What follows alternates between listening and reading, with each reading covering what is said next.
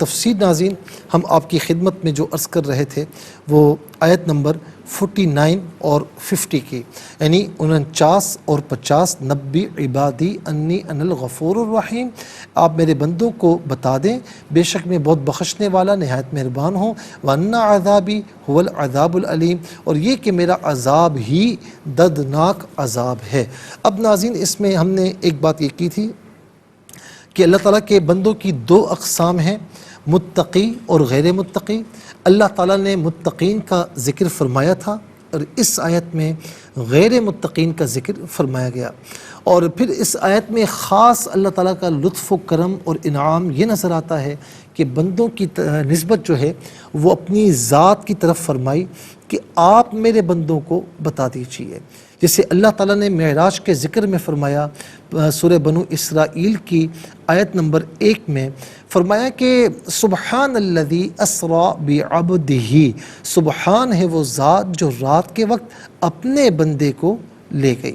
سو یہ اضافت تشریف اور تکریم کے لیے ہے۔ اللہ تعالیٰ نے اس حکم کو تاکیدات سے مزین کر کے بیان فرمایا،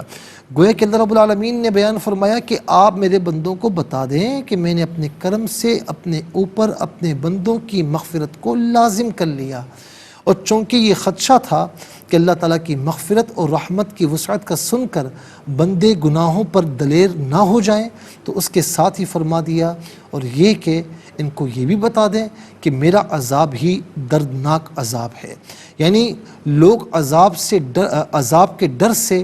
گناہوں سے باز رہیں، اور اگر شامت نفس سے کوئی گناہ ہو بھی جائے تو پھر اللہ تعالیٰ کی مغفرت اور رحمت کی امید رکھیں اور مایوس بالکل بھی نہ ہوں، اور ایمان خوف اور امید کی درمیانی کیفیت کا نام ہے۔ ناظرین و سامعین یاد رکھیں، حضرت عمر رضی اللہ تعالی عنہ نے فرمایا یہ ہے ایمان اور یعنی یہ ہے خوف اور امید، خوف اور امید کے جو کا نام جو ہے، یعنی یوں سمجھ لیجئے کہ خوف بھی ہو اللہ تعالیٰ کا اور اس کی رحمت سے امید بھی ہو، کہ اس کی درمیانی کیفیت کا نام ایمان ہے۔ اچھا، اب یہاں پر آپ دیکھیں، ذرا سا غور کیجیے کہ حضرت عمر رضی اللہ تعالیٰ عنہ کیا بیان فرما رہے ہیں۔ فرماتے ہیں کہ اگر یہ اعلان ہو، کیا اعلان ہو ناظرین، کہ جنت میں ایک ہی شخص جائے گا، تو یہ آپ نے یہ اس بات کو واضح فرمایا، تو مجھے امید ہے کہ اللہ تعالیٰ کی رحمت سے داخل ہونے والا جنت میں ہوں گا، اور کہا کہ جہنم میں جو ہے وہ ایک شخص جائے گا، تو مجھے اس بات کا خوف ہے، اللہ تعالیٰ کی بارگاہ میں خوف ہے کہیں جانے والا میں نہ ہوں۔ ناظرین و سامعین، یہ ہے خوف اور امید کی درمیانی کیفیت جو ہوتی ہے، یہ ایمان ہے، اس کو ایمان کہتے ہیں، خوف بھی ہے اور امید بھی ہے۔ بعض اوقات ہمارے یہاں کچھ ناظرین واعظ و نصیحت کرنے والے اس طرح کر دیتے ہیں کہ گویا کہ اللہ تعالیٰ جو ہے نا بڑا جبار ہے، بڑا قہار ہے اور غضب فرمانے والا ہے، اور جہنم ہی جہنم کا تذکرہ کرتے ہیں، اور ایک یعنی یوں اگلا بندہ اس کو امیجن ہو جاتا ہے کہ بھئی اللہ تعالیٰ تو بخشنے والا نہیں ہے، تو اس طریقے سے وہ ناظرین خدا نہ خواستہ یعنی ایک غلطی سے لوگوں کو اللہ تعالیٰ کی بارگاہ سے گویا کہ اس کی رحمت کی امید سے دور کر رہے ہیں۔ اور کچھ ایسے بھی ہیں کہ جو ہر وقت جنت کا ذکر ہی کرتے ہیں کہ جی بس اللہ تعالیٰ معاف فرمائے گا، بھائی جو گناہ کرنا ہے کر لو، اللہ تعالیٰ ہے نا معاف فرمانے والا، تو یہ معاذ اللہ رحمت کا مذاق اڑانا ہے، ٹھیک ہے نا۔ تو اس لیے بڑے اعتدال کے ساتھ ہمیں یہ باتیں بیان کرنی چاہیے کہ جہاں پر دیکھیں نا اللہ تعالیٰ کا اسلوب ہے، جہاں ایمان والوں کا ذکر فرمایا وہاں کافروں کا ذکر فرمایا، منافقین کا ذکر فرمایا، جہاں پر جنت کا ذکر ہے وہاں جہاں دوزخ کا ذکر ہے وہاں پر جنت کا ذکر ہے۔ تو یہ اللہ رب العالمین نے اعتدال قائم رکھا کہ اس کی رحمت کی امید بھی ہو اور اس کی نافرمانی کا خوف بھی ہو کہ اگر میں نافرمانی کروں گا تو وہ ناراض ہو جائے گا، تو یہ کیفیت پیدا کرے، تاکہ اس کا مطلب یہ کیفیت پیدا کرنے کا مقصد کیا ہے؟ مقصد یہ ہے تاکہ بندہ خلوت میں ہو یا جلوت میں ہو، یعنی لوگوں کے سامنے ہو یا اکیلے میں ہو، لیکن وہ گناہوں کے قریب نہ جائے، وہ گناہوں سے قریب نہ جائے، کہ اسے اس بات کا احساس ہو کہ میرا رب کوئی دیکھے نہ دیکھے وہ دیکھ رہا ہے اور وہ مجھے ملاحظہ فرما رہا ہے، تو میں اس کے سامنے گناہ کروں تو مجھے حیا آنی چاہیے۔ تو اس لیے دیکھیں نا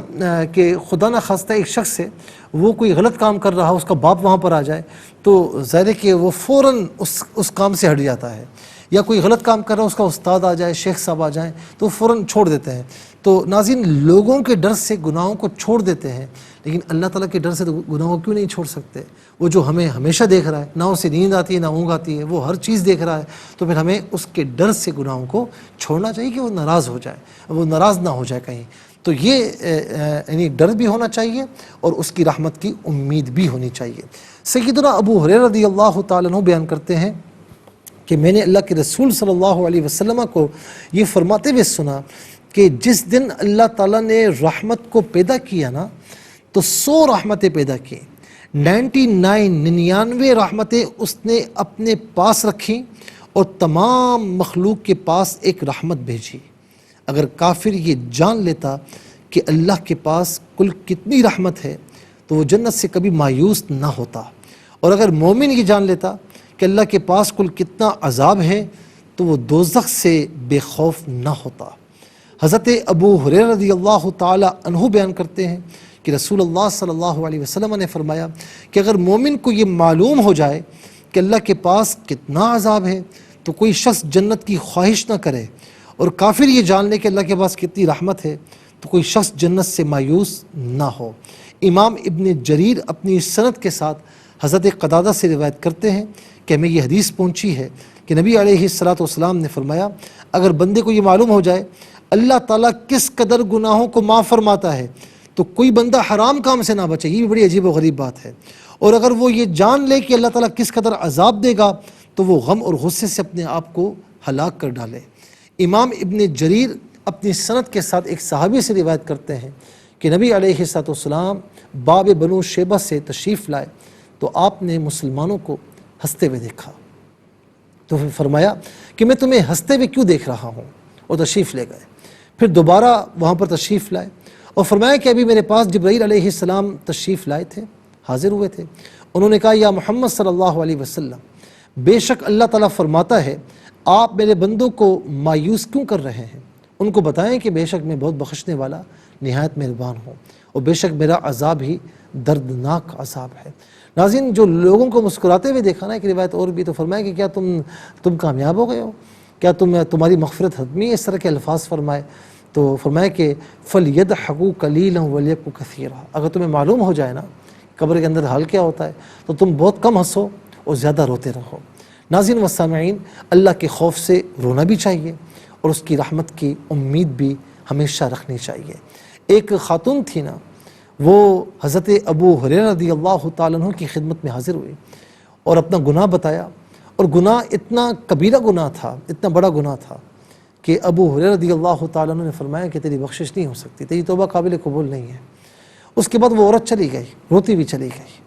حضور نبی کریم علیہ السلام کے پاس جب آئے تو ان کو خیال آیا کہ میں نے آقا علیہ السلام کے ہوتے ہوئے فتویٰ دے دیا، میں نے آقا علیہ السلام سے پوچھا بھی نہیں۔ جب پوچھا تو میرے آقا نے فرمایا کہ گناہ کتنے بھی کیوں نہ ہوں، جب بندہ مومن اس کی بارگاہ میں توبہ کرتا ہے نا، حدیث قدسی ہے کہ میرے بندے، حدیث قدسی اسے کہتے ہیں کہ بات اللہ کی ہو، زبان میرے مصطفیٰ علیہ السلام کی ہو، کہ میرے بندے تو میرے پاس اس حال میں آئے گا کہ تیرے گناہوں سے زمین و آسمان کے مابین فضائیں بھری ہوئی ہوں گی، تیرے گناہ اتنے زیادہ ہوں گے نا، جب بھی تو مجھ سے توبہ کرے گا میں تیرے ان تمام گناہوں کی بخشش فرما دوں گا۔ ناظرین و سامعین، اسی لیے چھوٹی سے چھوٹی نیکی چھوڑنی نہیں چاہیے کہ ہو سکتا ہے کہ اس نیکی کی بدولت اللہ رب العالمین ہماری مغفرت فرما دے، اور چھوٹا سا چھوٹا گناہ جو ہے کرنا نہیں چاہیے کہ ہو سکتا ہے ممکن ہے کہ اس چھوٹے گناہ کی جو ہے نا وہ اللہ تعالیٰ پکڑ فرما لے اور اسی گناہ کی بدولت ہمیں داخل جہنم فرمائے۔ الامان والحفیظ، اللہ تعالیٰ اپنے عذاب سے ہم سب کو محفوظ فرمائے اور اپنی رحمتوں کی چھاؤں ہمیں عطا فرمائے۔ اللہ تعالیٰ ہمیں اچھے کام کرنے کی توفیق نصیب فرمائے اور برے کاموں سے محفوظ و مامون فرمائے۔